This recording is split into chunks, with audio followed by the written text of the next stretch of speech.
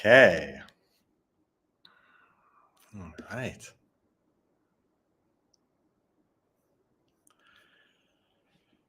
Welcome to my weekly Zoom, except it's not on Zoom anymore. We're trying out this new platform called StreamYard, and it will hopefully streamline things and also allow you to come on to the stage.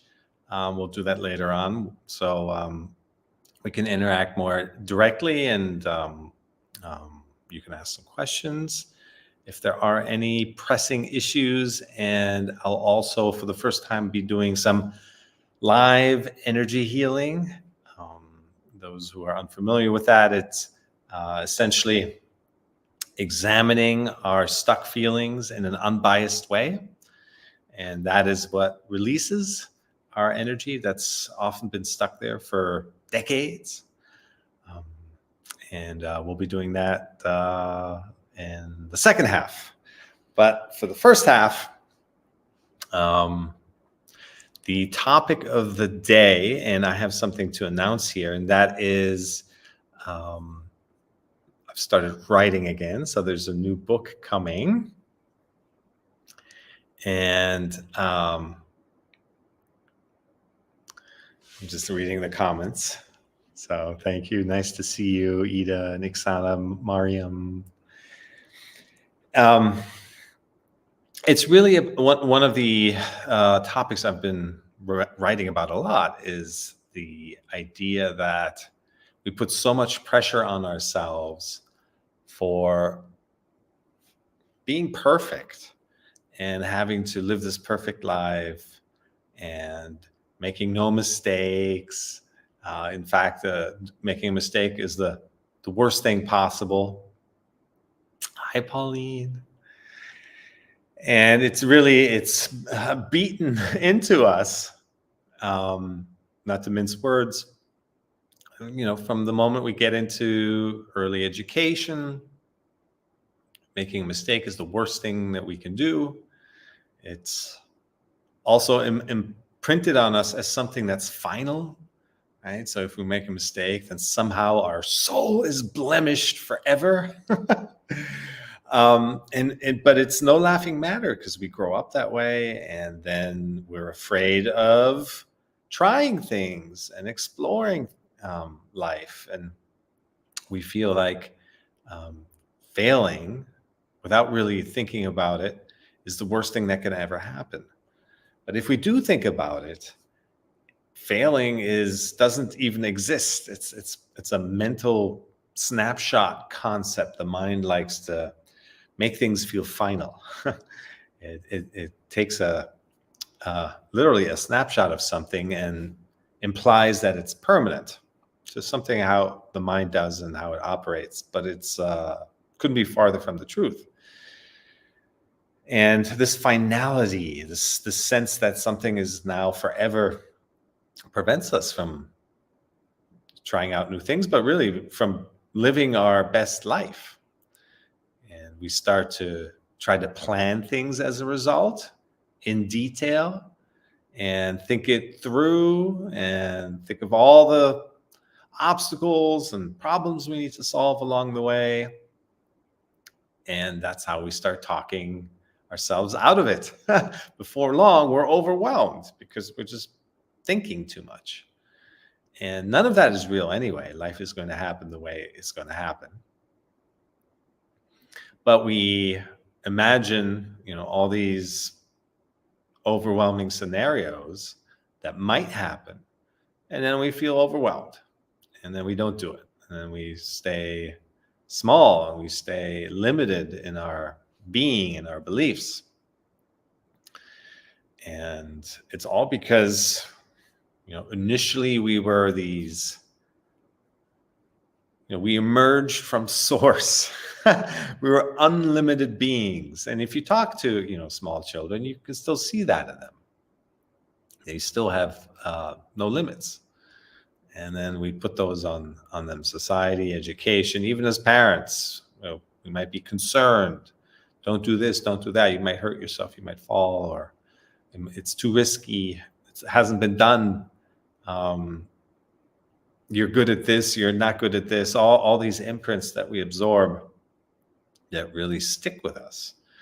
And at a time when we don't have the faculty or the tools to know any better, and then we assume all these limiting beliefs, and we think they're ours. We think that we're them. We identify with our beliefs. And that's the other thing, is that we're being told and barraged with, you're this, you're that, don't do this, don't do that. And we start to become really head heavy. We start to live in our heads. Certainly by the time we get to education, oh boy, do we live in our heads. Everything needs to be planned out. Your life needs to be perfect. And if you make a mistake, you're doomed. It's kind of the message that we get. And the nature of life couldn't be any different. We're really meant to be students. Life is the teacher, we're the students. And as a student, if you put yourself in a learning mindset, then you approach life very differently. You have an open mindset, you are curious, you are exploratory. It's kind of a positive mindset, because you're looking to see, ooh, what comes next? Ooh, what happens here? What happens if I do this? What happens if I do that? All the great inventions and discoveries, both large and small, both in our own lives and big inventor lives, have come from exploring, from having a learner mindset, a student mindset. And if we just keep this mindset, then it keeps anxiety at bay, it keeps fear at bay, it keeps all the feelings at bay that make us close up, become small and defensive, become limited in our thinking, and that just shuts down the flow.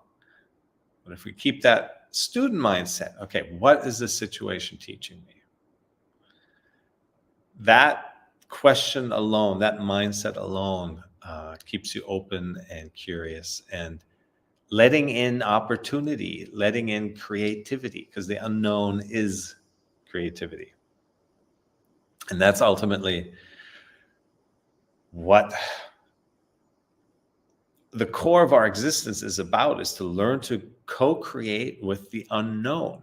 We're not supposed to plan it away and predict it away and project it away. That's, if you think about it, not really a lot of fun. If everything just happened the way you expected it to, then you kind of get bored very quickly, kind of feel uninspired. It's the unknown that really contains all the fun, all the magic, all the mystery, all the what happens next. So we have to learn to become students who are curious, who are open, and who are always asking ourselves, what is this lesson telling me about myself? Because remember, life is a mirror. Everything happens as a result of who we are, because that which we see happens, and the way we interpret it, as a result of how we're currently thinking. Our current internal makeup, the lens through which we interpret a situation.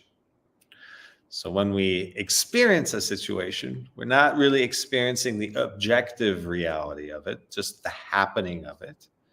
We're experiencing our interpretation of it, our judgment of it.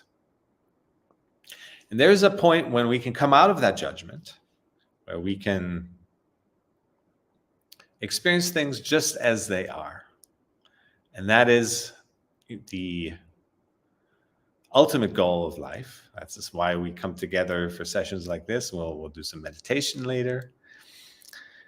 And we try to create that stillness, try to recreate that peace that was once there, that's really at our heart, and return to our body, our senses. Our senses is what keeps us present. Tasting, touching, hearing, smelling, feeling, all these senses. You can't see something in the future, right? You can only see what's in front of you, or hear sounds that are happening right now, not yesterday or tomorrow. So staying with our senses keeps us present. That's why they're there. But we have this monkey mind that drifts. It comes in and grabs our attention, and then we get lost in thought.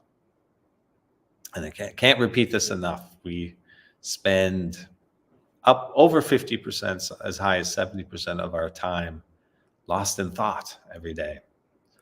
And that's a lot of time spent not really being here. When you're lost in thought, you're not present. Your body's here, but you're somewhere else. And it's never a good feeling place, really. Sometimes we get lost in good feeling rabbit holes, but even then there's a certain type of disconnect. It's not real. And when we come out of it, and most of the time it's negative thoughts. It's a negative spiral. It's imagining all the things that might happen or could happen that are harmful or hurtful or triggering. We take a situation that happened today or previously, and we replay it. And for the purpose of, I'm going to do it different this time. I'm going to say this or do that if it ever happens again. So we're just replaying and amplifying and lingering on a situation that already happened. Or we're trying to prepare for something that's going to happen, a meeting, an event, a talk, something. And then we try to anticipate all the different permutations and combinations of what might happen. And this is just in our head. And then when the reality comes, when the moment arrives and becomes the present moment, then anything that we thought about, prepared, it just goes out the window. There's such a huge disconnect between the things we make up in our minds, and then when the moment actually arrives, we can't remember any of it because we're forced to actually engage with what's there, and it's always different. Energy is different. Things happen all the time that are different. There might be tech failures. Half the time it's just the projector not working in the room, in the conference room. We've all, if you've experienced a business meeting, that tends to happen a lot, amazingly. But no one's figured that out. And then you wait for the tech guy. And so it throws off your timing and throws off your expectations. Suddenly you have to speak freely. You don't have bullets that you can put on the wall. And you find yourself having to actually respond to what is. And what is, if you're still in your head, if you're still trying to control the situation, is a scary thing. But it doesn't have to be. If we learn to trust ourselves that we have everything it takes to respond to right now, which we do. This is our natural state, is just to see what's going on. Not come from this place of, oh, I need to be in control here, but rather just see what's going on, and then things will jump out at you.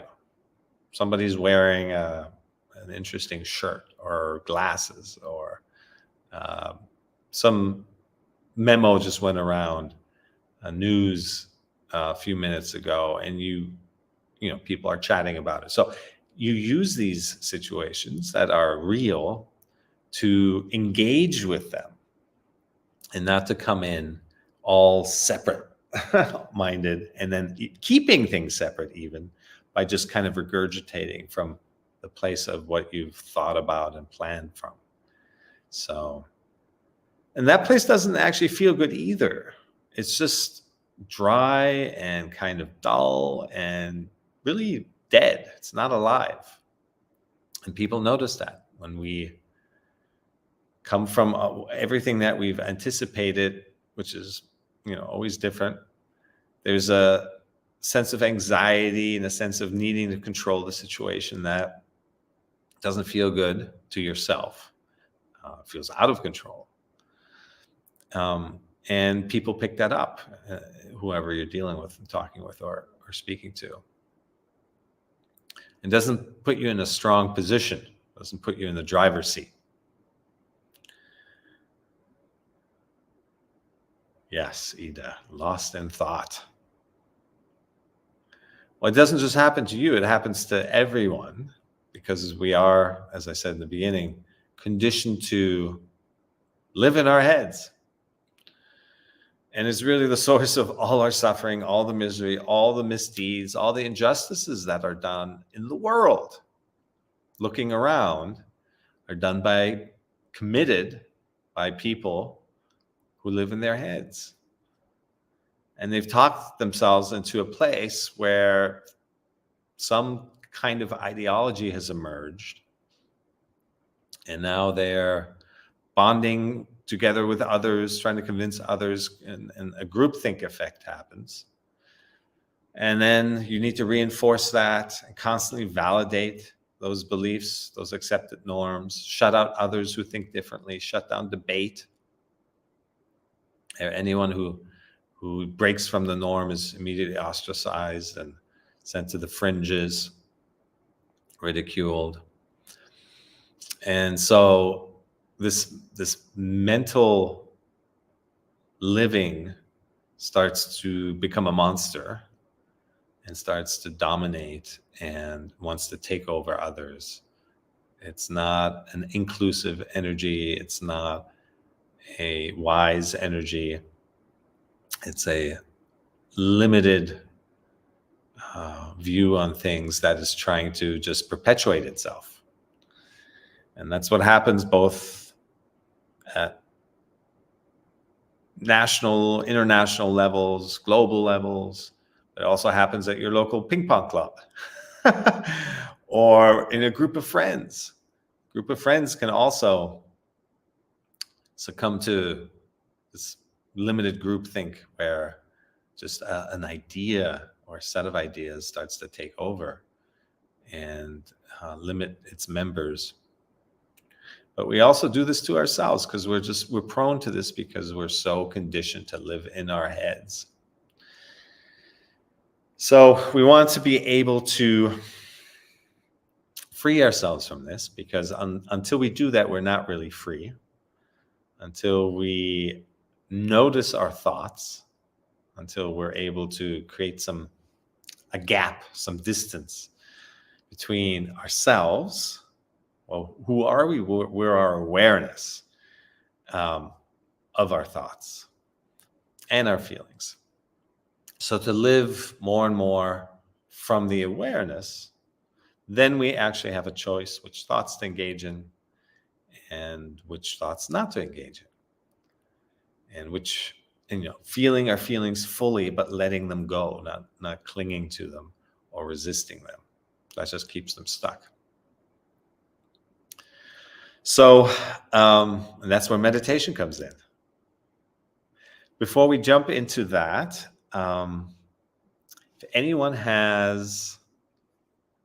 wants to come up on stage, the way it works is you leave a comment, just say me, and then it gives me the ability to add you to the stage, and we can do a quick one-on-one,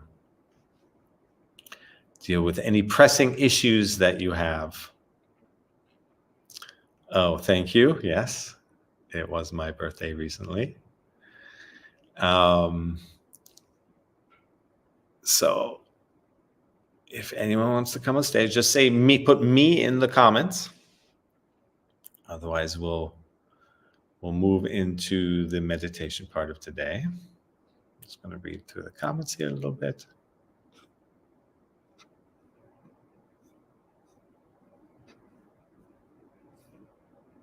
Okay. All right. All right.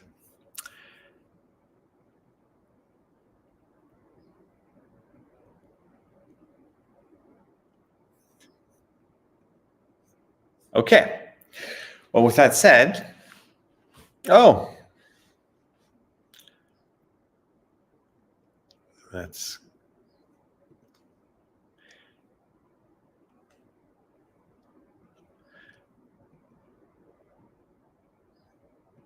okay. When you're in face, let me see here. Okay. I see you're saying me, but you can only, thank you, Mariam. Ida and Oksana, you're joining from Facebook and YouTube, and that's where I can't add you to the stage. I know you're saying me, but the button that lets me bring you on. So next time, please join from the StreamYard link, and then you can actually come on stage. If you do have a question, you can type it in the chat right here. Give you another few seconds. A breakthrough in the next chapter. Miriam. Okay. Let's see if I get the button. Okay, here we go. I'll come back to you, Oksana.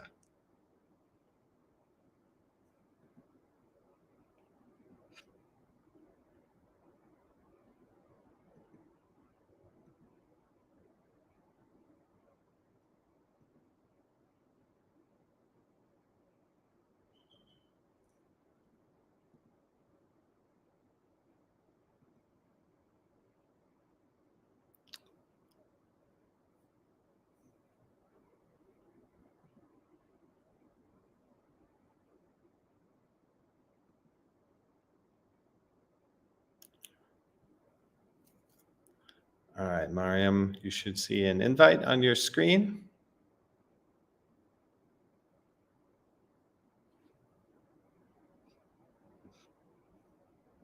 There we go. Yay, nice Hey, to see can you. you hear me? I can. Hi, good to see you. It's Sorry, great my to see dog you. is, oh my gosh. Okay, I'm gonna move from this room because she thinks I'm talking to somebody. That Well, there's you somebody are. here. Yeah, but she thinks somebody's here. Sorry about that. Stay. No, that's great. Dogs are intuitive and they're excited. She's very excited. Yeah. Well, it's good to be here. Thanks for making this happen. And my immediate thing right now is, can you hear me okay with the dog in the background? Yeah. Okay. I have a family member who's ill and in the hospital, and he's, in a lot of pain, and, I'm trying to help him, and it's kind of frustrating because, there's only so much I can do, and then I have to deal with the medical institution and everything, and it's just been a struggle. But I'm really grateful to have the teachings and be able to navigate my emotions and not freak out like I used to in the back in the day before I knew this stuff. But I'm really grateful to be able to actually use those skills and not freak out. But at the same time, what I really love to hear is, in a situation like this, how do I, as a person who's a caregiver and really likes to take care of people, and there's codependency for sure in that, what is your advice for someone in that situation? So it's interesting. You kind of answered your own question. I think you said there's only so much you can do.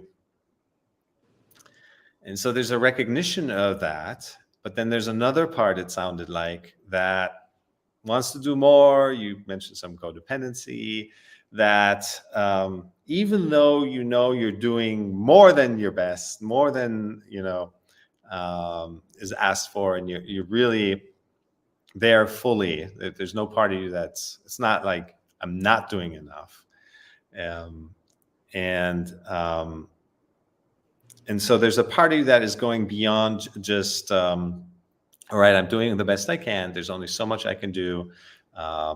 And so what part of you is, if you actually feel into it, does it feel like guilt? Does it feel like you mentioned frustration? Like, what's the actual feeling that emerges in when you think of this situation? Excuse me. It feels, yeah, there's definitely some guilt because I'm also a healthcare provider. So I feel like, I should know how to help him and wish I had helped him more before it got this bad. And, there's some of that, guilt thing. But I know that that's not, I know that it's not real. It's just my ego kind of coming Yeah. out and trying to say, you should have done more. But I knew that I couldn't. I tried. Mm. Okay, so there's some shoulds. Uh-huh. Mm-hmm. And it is real because you're feeling it. Mm. Yes, it's not real from the perspective of we're creating these things ourselves. They're kind of self-induced. It's not real in terms of I know what I'm doing my best. I know, I can't really do more. But it is real because there's something there that is coming up. And that might be completely unrelated to this. Um, Maybe some previous situation, maybe just the kind of the expectations we put on ourselves, the inner critic, Mm. and that we're never enough, and that we have to be perfect, and all these things that I talked about just earlier. We just get imprinted with this, and it doesn't even matter what the situation is. And it's just there's an inner critic in us that kind of a loop that plays, a script that says we're never enough. And so that could be coming up here. Does it come up in other situations as well? Do you find yourself in just any other situation also feeling like I'm not doing enough? Yeah. Yeah. Or I'm not good enough. Obviously that comes up. Mm. Uh, Yeah. the unworthiness thing happens. But yeah, the it's like I should have known better. Yeah. Yeah. Why didn't So I do when this? Yeah. this comes up in you mentioned guilt, and I should know better, and I should do a better job. Where does that show up in your body? Is there somewhere you can tune into? Yeah, I think it my chest, my mostly like right now, Mhm, especially.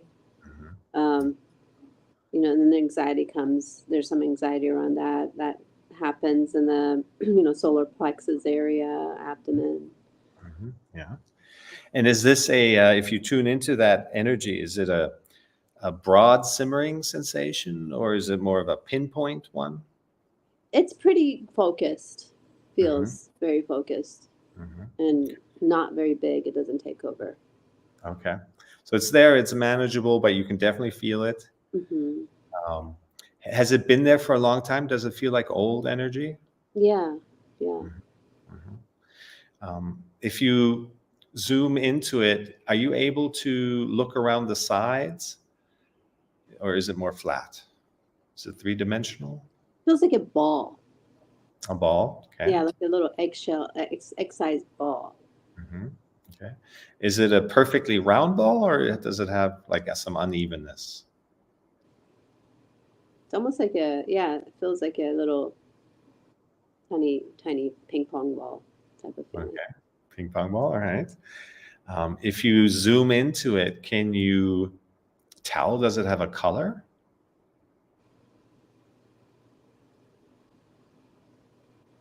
Hmm. It's kind of like muddy, greenish, muddy color. Okay. Okay. All right. Is it the same muddy greenish all around, or are there some areas that are different? Yeah, I think there's some lightness around it, but there's, the thing itself, you mean, or around it, like, yeah, Mm-hmm. Yeah, the thing itself, or yeah, even at the edges, it's a little more light. yeah. Mm-hmm. Okay. All right. If you zoom in even closer, how far will it let you come close? Is there a point where there's maybe a fear reaction, or it's pushing back? How close can you get?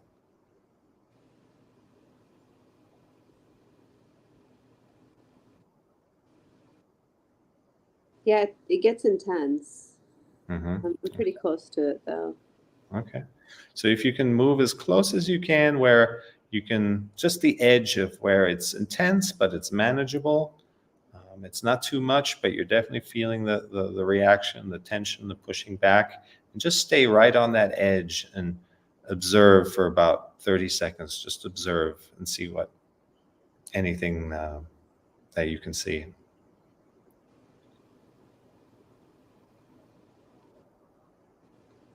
It feels like it wants to dissolve, but It wants to be sense. It gets intense, but it feels like it wants to move. okay. Does it want to leave you or just kind of run away from your observation? Almost feels like it wants to come out. Okay. Does it want to, how does it want to come out? Does it want to just dissolve or want to leave you through an opening? Yeah, like it almost wants to come out of my mouth. Feels like Okay. All right. So accompany it, watch it rise through your throat, upper chest, through the throat, and then just guide it out through your mouth. And on its way out, you can thank it. It's been part of you for quite some time, but it's no longer needed. wow.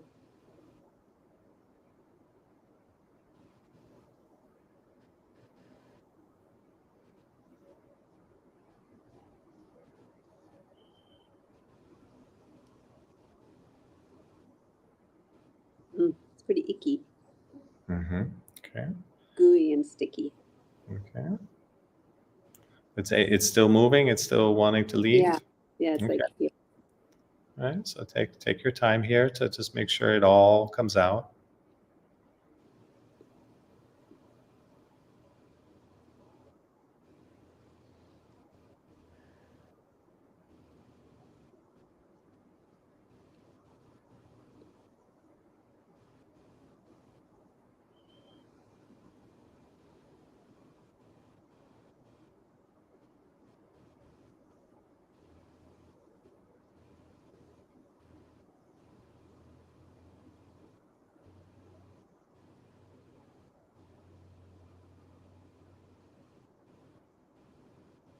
It's getting definitely a lot lighter and Mm-hmm.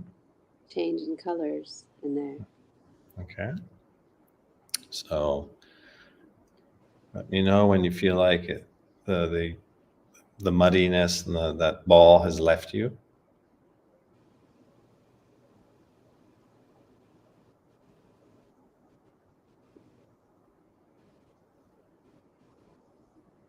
Make sure to get it all out.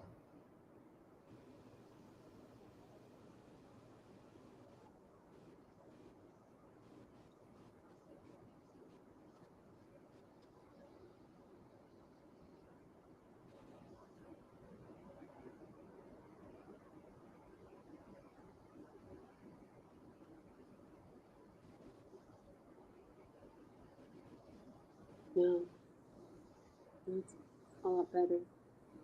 Okay. So you mentioned the lightness that's now in its place. And what else do you see where the ball used to be?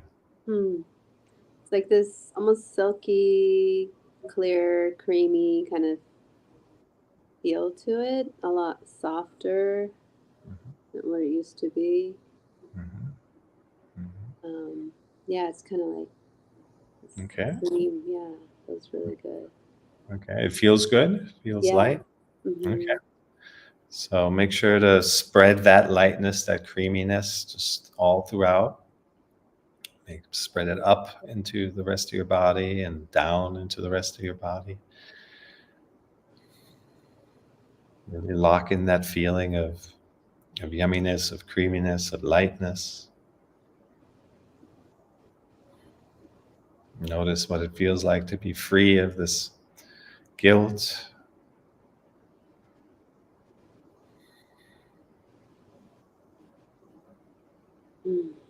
Well,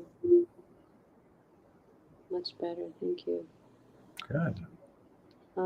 Yeah, it feels a lot smoother and less angry and softer and just kind of almost very relaxing. Good. Yeah. Good. Excellent. Thank you. Yeah, this is how we keep stuff there that's old and that doesn't serve us. But at a deep unconscious level, we're in resistance to it. And once we hold space for it and we examine it from a neutral perspective, it starts to break up and want to leave us, because that's what emotions naturally do. They come and go, they arise and pass. So by examining it in this unbiased way, it just starts to break up and then leave us. Often it just dissolves right there. Other times it leaves us through an opening, and it'll never come back the same way, because you have the light of awareness now that you've brought into that space, into that particular energy.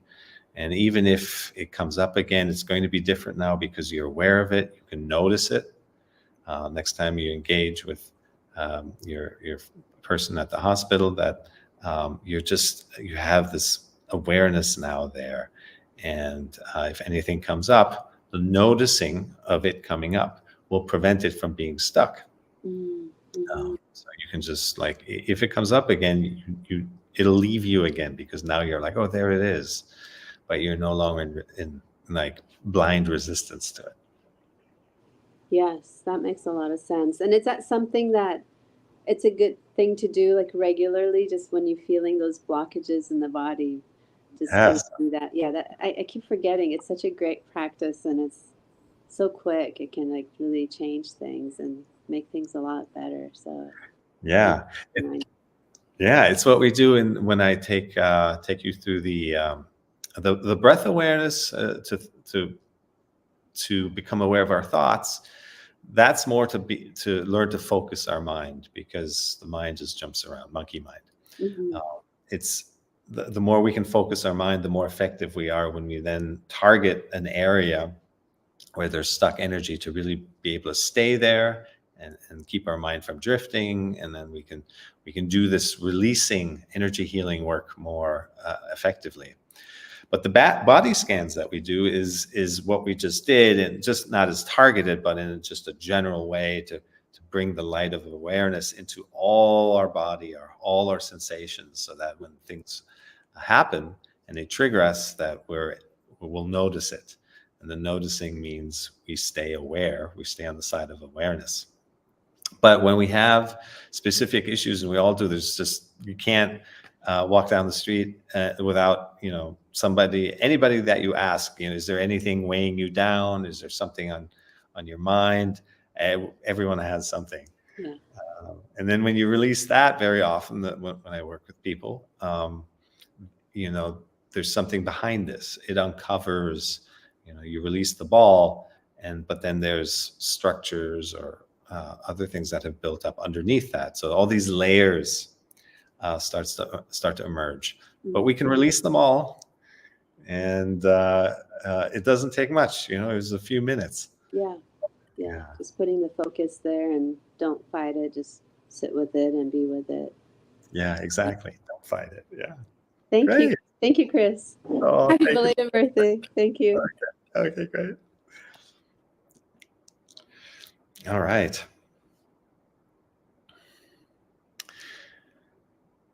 Okay, so that was a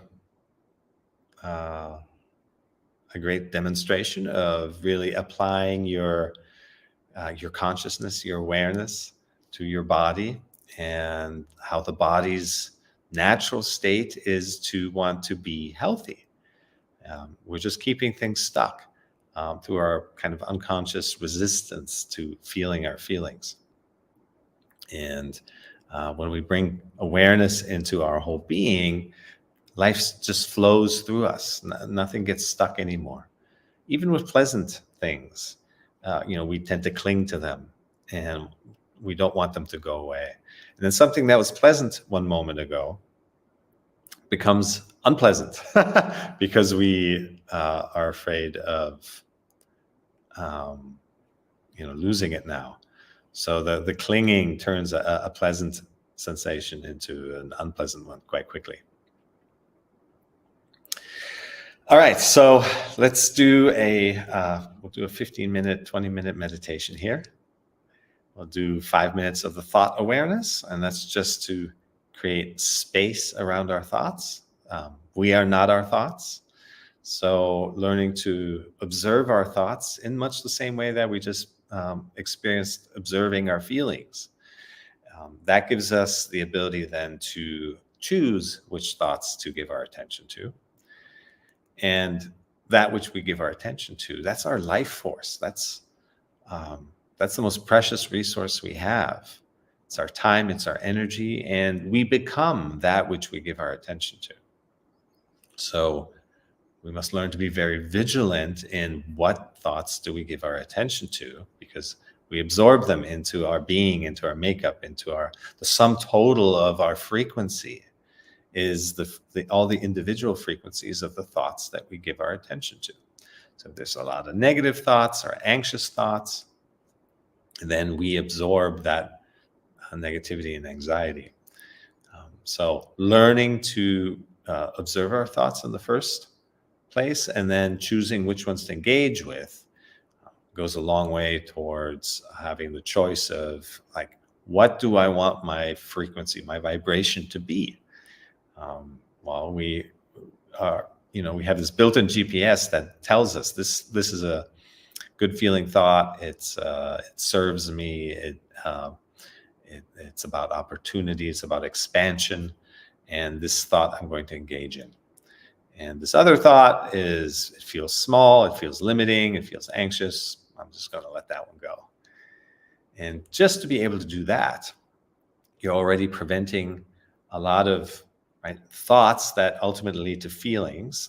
Every thought, that's where feelings start, where we then react to the thought in a positive or negative way. And so we can already keep our system clear by just choosing developing our awareness muscle, so we can choose which thoughts to engage in. And then that results in a body that feels better and lighter and more positive outlook and so forth. So that's the first part, the thought awareness. And then we'll go into a general body scan, which is just doing what we just did, but more in a general way, scanning the body, doing a sweep of all the stuff that might be there. And that then, of course, leads to just a growing connectedness with our presence, with our beingness. And there too, then, as we go through life, we can notice when we feel triggered. If Mariam's issue was more in a blind area, if this energy that was stuck was perhaps, I have blind areas too still. After many years of meditating, it takes time, but if it showed up somewhere where she wasn't able to identify where it is, then it'd be much harder to approach it, and release it the way we just did. But because she had the awareness, the body awareness, to be able to locate it, then you're able to, basically with consciousness. It was the light of her awareness that allowed everything to release and leave her. So we want to shine this light of awareness on the rest of our body. Just be connected to our body and feel our aliveness throughout. Nothing to be afraid of, Ida. It's a lot harder to keep living with all the stuck feelings than to release them. It might be a little uncomfortable, as we did. We approached it to the point where it's just the edge of where the energy starts to resist a little bit.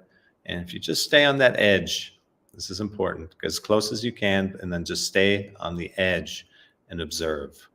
And from there, maybe you can move in closer. It'll let you, as it becomes diffused, and then energies respond in all kinds of different ways, but eventually it will leave you or dissolve in some way. So with that said, let's find a comfortable position.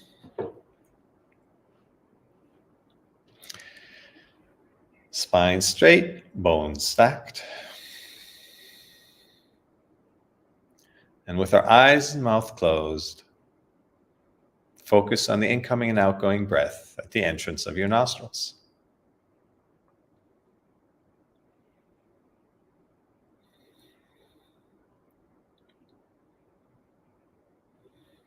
If you have trouble locating your breath, you may breathe slightly harder once or twice.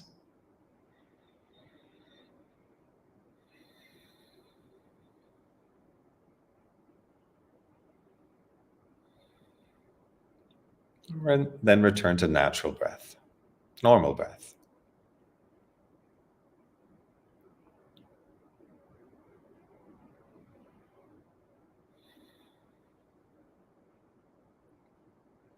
Let the detail of your breath pull you in closer into the present moment.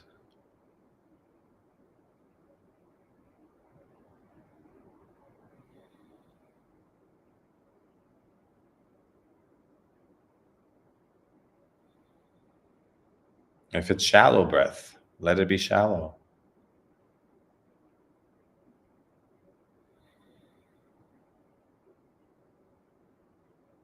If it's deep breath, let it be deep.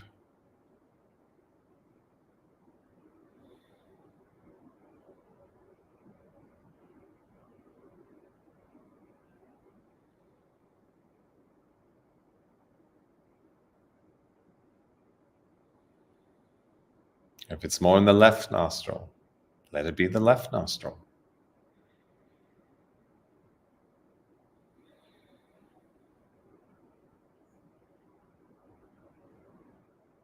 If it's more in the right nostril, let it be the right nostril.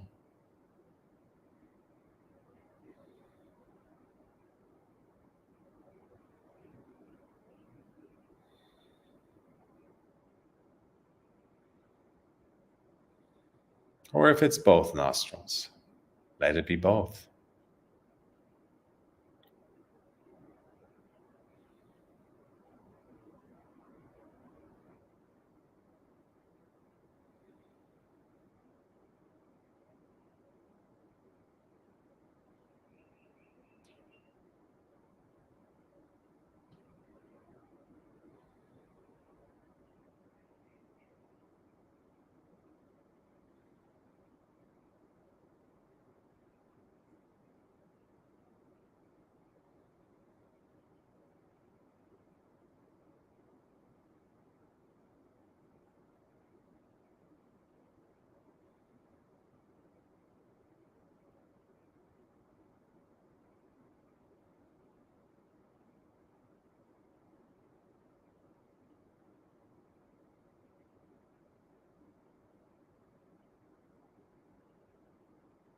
Notice the temperature of the incoming breath.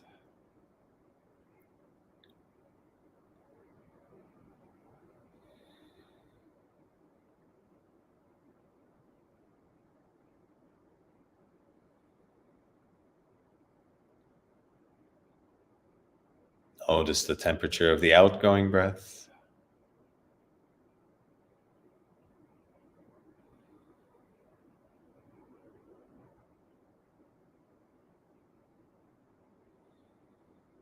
Notice if there's a difference.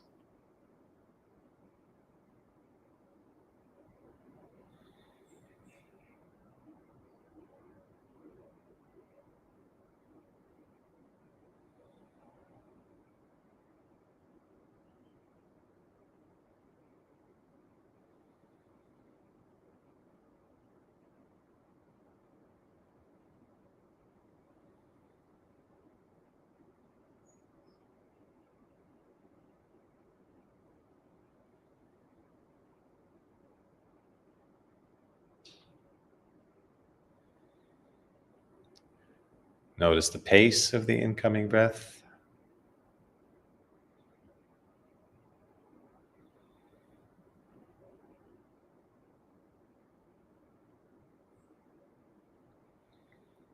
Notice the pace of the outgoing breath.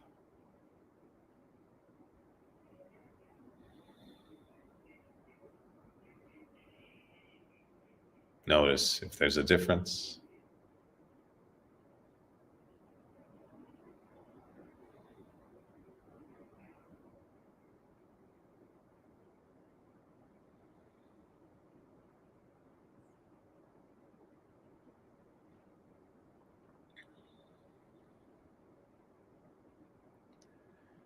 Whenever you find that your mind has wandered, simply notice it.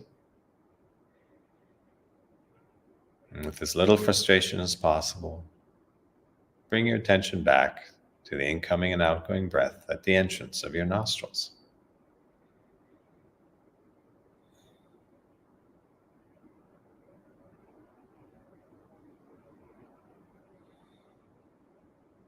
Natural breath, normal breath.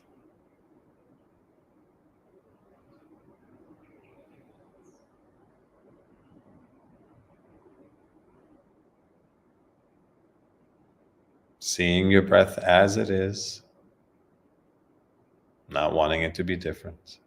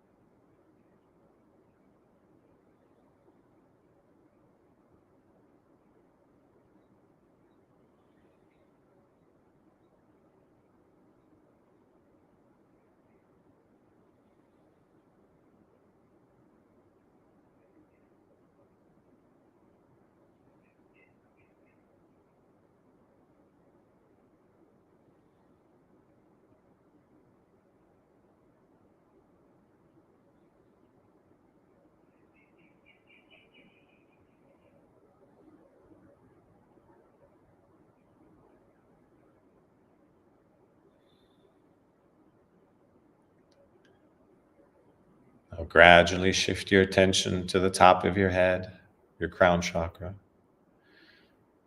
an area about the size of a fist, and notice any sensations that may arise.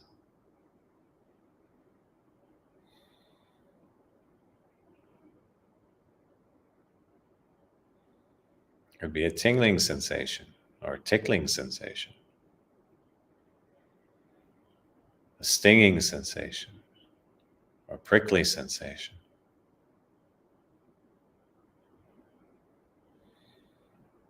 It could be the feeling of ants crawling,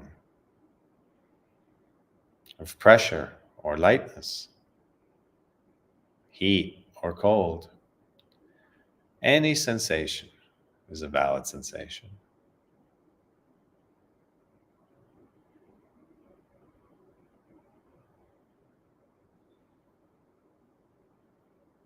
No need to look for a particular sensation. Simply observe what is.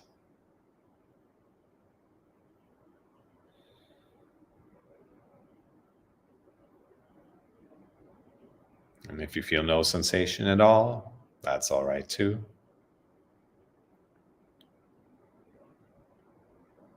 Simply observe.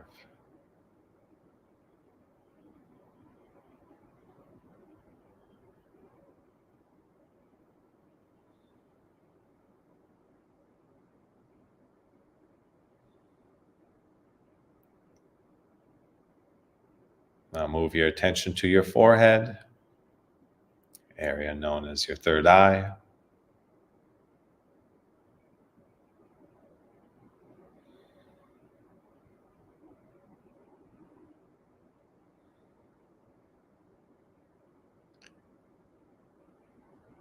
And move around to the left side of your head.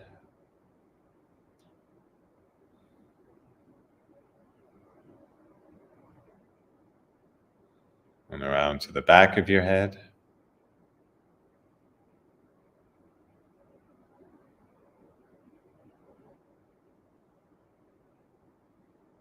Around to the right side of your head.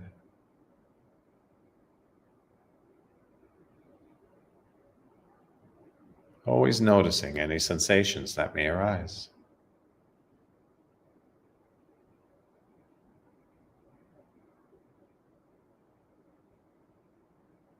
And moving into your right eye socket.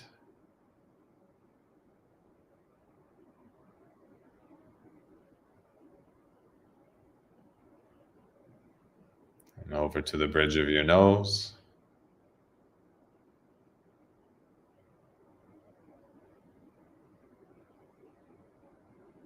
And onto the left eye socket.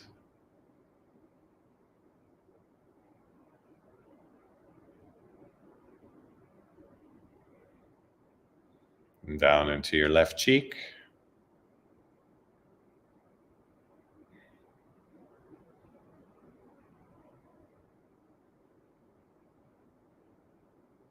And over to your lips.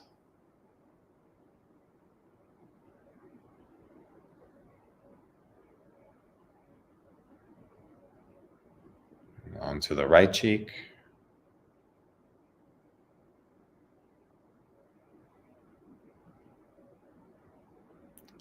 And down to your chin. Always noticing any sensations that may arise.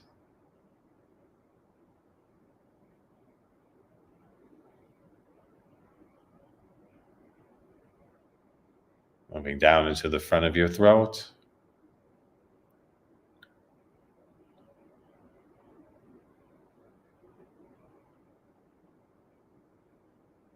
And around to the left side of your neck.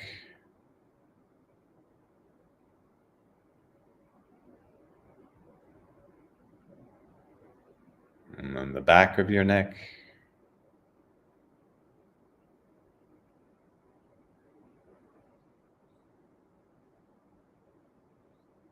And the right side of your neck.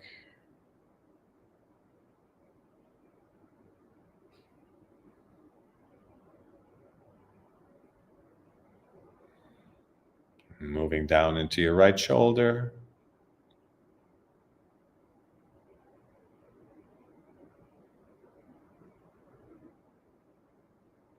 And into your upper arm, first the front.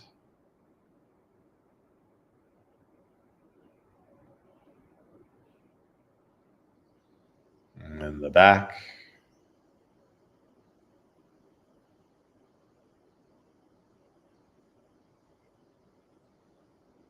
Moving down into the back of your elbow.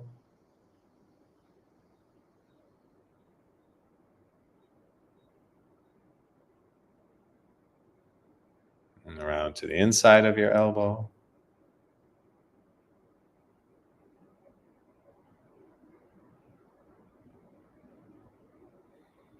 Down into the inside of your forearm.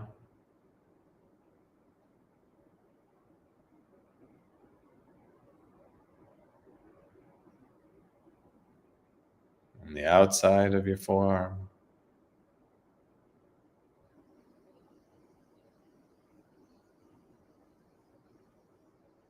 Now into the back of your hand.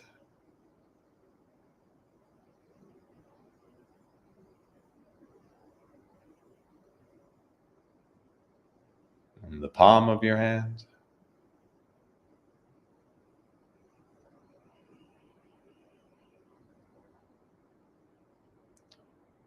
And into your fingers. All the way to the tips. Always noticing any sensations that may arise.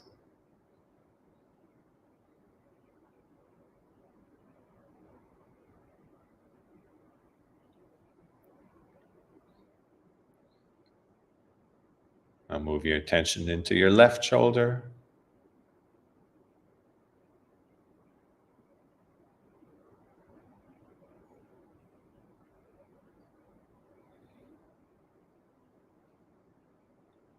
And then to your upper arm, first the front.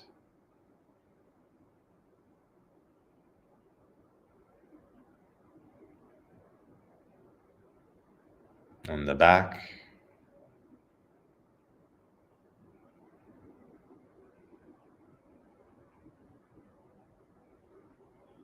Moving down into the back of your elbow.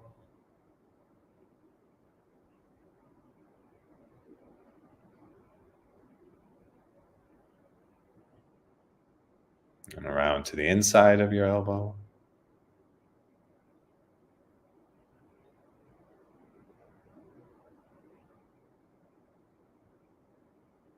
And the inside of your forearm.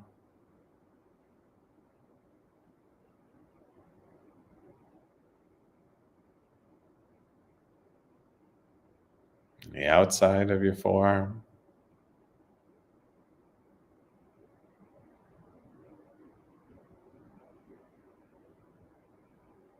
And to the back of your hand.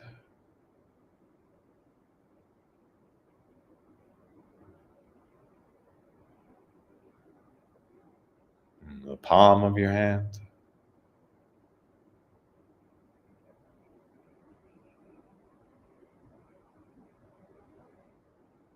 Now into your fingers. All the way to the tips.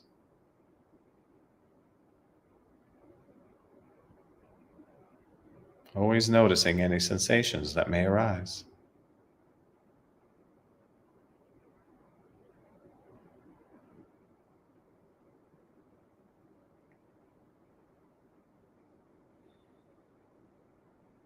Now bring your attention to your left upper back. Slowly, evenly scan left to right.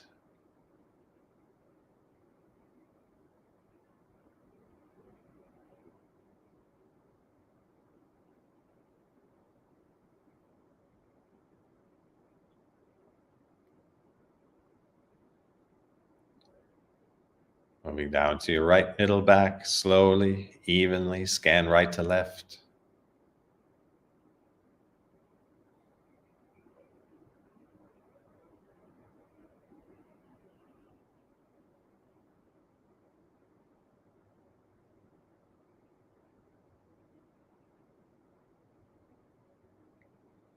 Moving down to your lower left back, slowly, evenly scan left to right.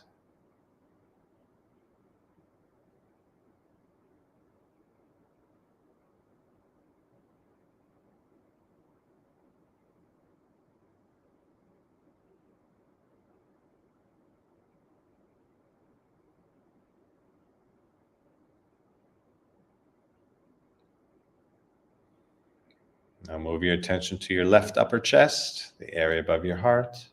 Slowly, evenly scan left to right.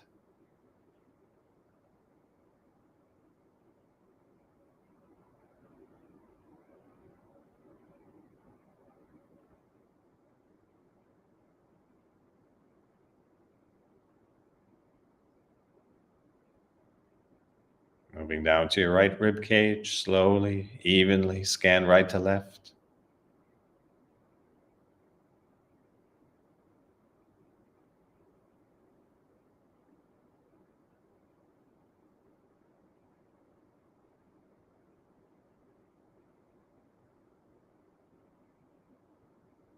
Down to your lower left stomach, slowly, evenly scan left to right.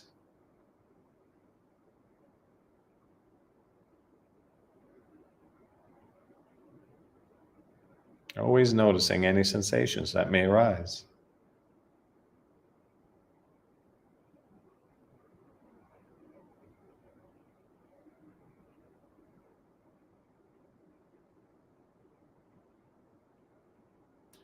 Now move your attention into your root chakra, the area above your pubic bone.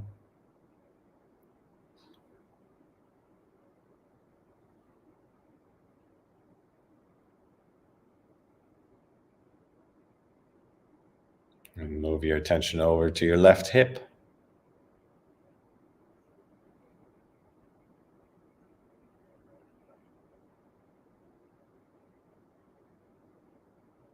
Over to the left butt cheek.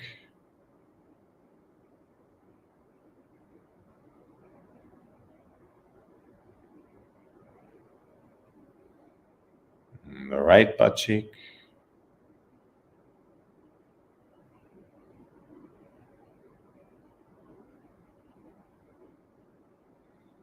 And the right hip.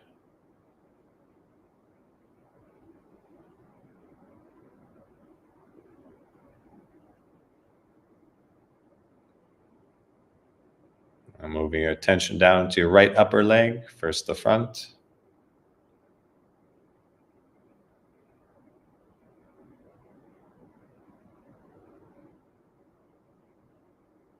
And then the back.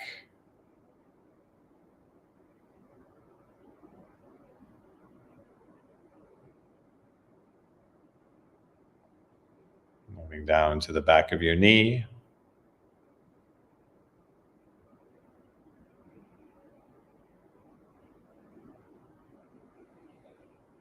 And then the front of the knee.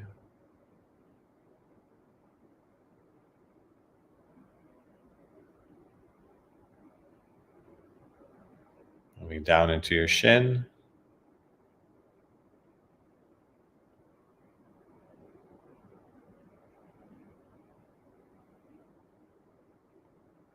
And around to the calf.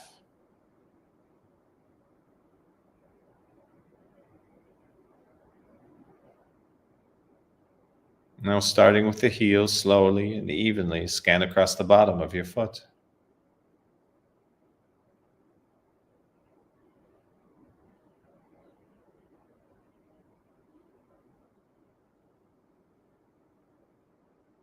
Come around to the top of the foot.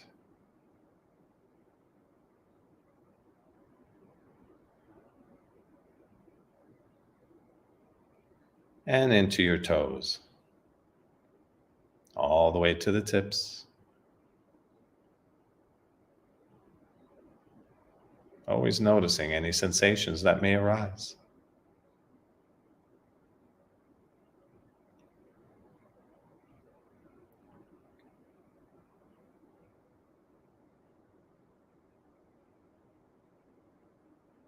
Now bring your attention to your left upper leg, first the front.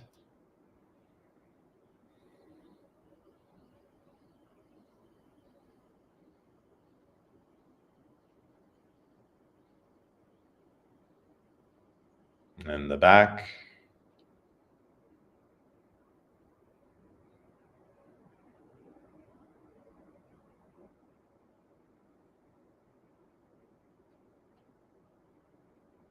Moving down to the back of your knee.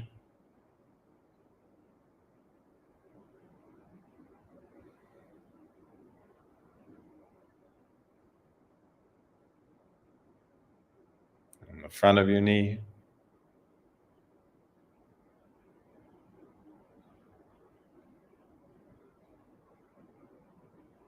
And down into your shin.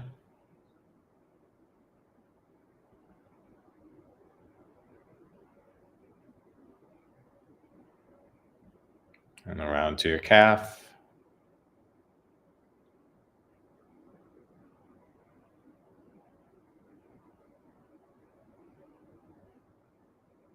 And starting with the heel, slowly and evenly scan across the bottom of your foot.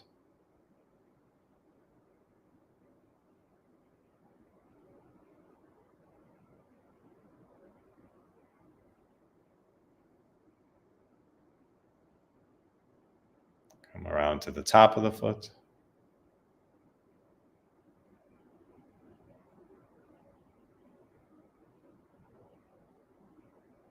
And now into your toes. All the way to the tips.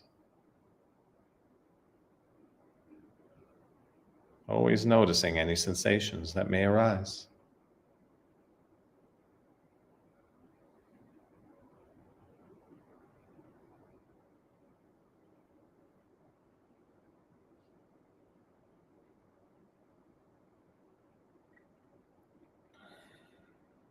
Now return your attention to the breath at the entrance of your nostrils.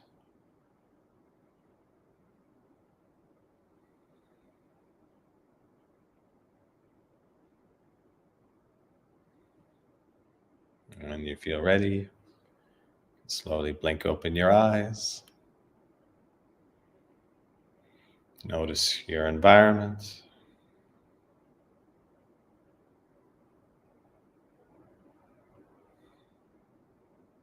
Notice yourself and your environment.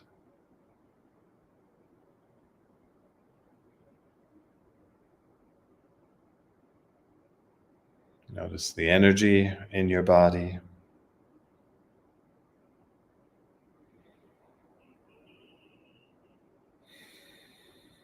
Notice your aliveness.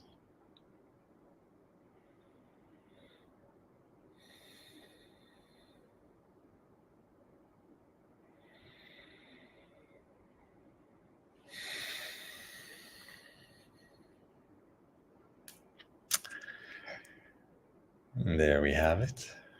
Good work.